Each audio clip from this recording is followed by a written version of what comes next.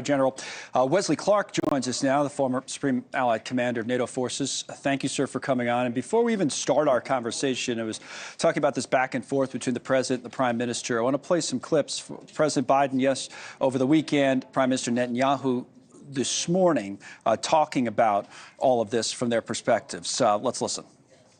There's no red line. I'm going to cut off all weapons so they don't have the Iron Dome to protect them. They don't have. But there's red lines that if he crosses, he cannot have 30,000 more Palestinians dead. We have to ask him what he said, because he agrees.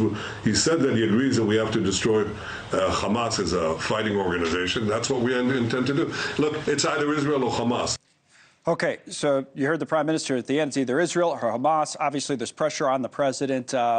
Your views on all of this?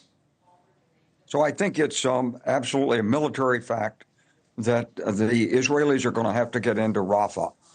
When they do it, how they do it, that's a separate set of issues. But they are going to have to go in there because they cannot allow Hamas to survive, claim a victory, and then, as they've said, repeat the attack at some later time.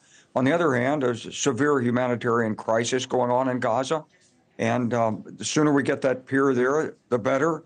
And then somehow we're going to have to square these two opposing points of view.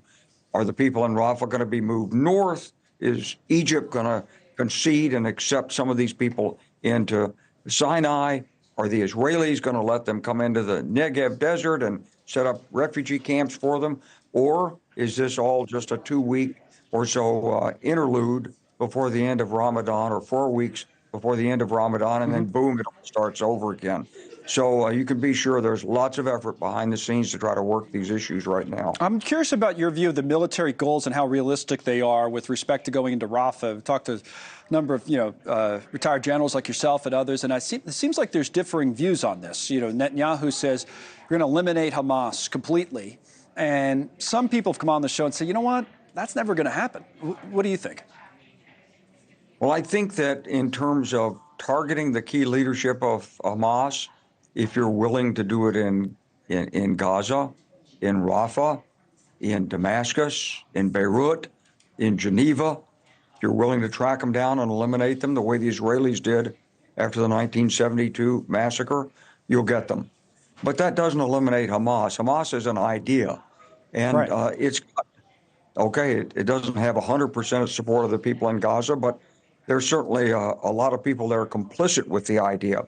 And what Israel needs to do is reestablish the idea that there can be two different countries. There's a country of Palestine and there's a country of Israel, and they can coexist peacefully. That idea is missing right now in the hearts of some Israelis, apparently, and in the hearts of some in Gaza. So that's in order to eliminate Hamas, you've got to eliminate the cause of it. So you can go after the leadership. I think that's going to be done. You can buy yourself an interlude where there's no attacks. Right. But ultimately, you've got to move toward a two-state solution or something like that. Netanyahu's not in favor of that, at least not right now, right? And, he doesn't talk about it at all. So it gets to President Biden's point about whether Netanyahu's kind of a help or a hindrance in terms of furthering his own goals and his own people's goals. What's your view on that? I think Netanyahu's, he's been a lucky politician. And this October 7th attack took him out of jeopardy for losing his position. He has charges against him, but he's still the prime minister and heading this coalition. And I think in Israel, security is and going to continue to be the predominant issue. And so until this issue is resolved with Hamas, then I think that he's going to continue to remain in position. I don't want to get into the business of is he helping or hindering. Right. The point is, Israel can't live with Hamas in Gaza, able to continuously attack and fire rockets. That's a state of war. No country could live like that and accept it.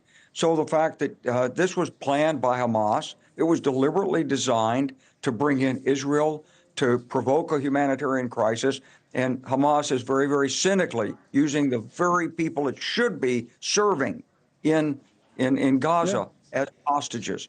Thanks so much for watching. Just go to joinnn.com to find NewsNation on your television provider. And don't forget to click the red subscribe button below to get more of NewsNation's fact-driven, unbiased coverage.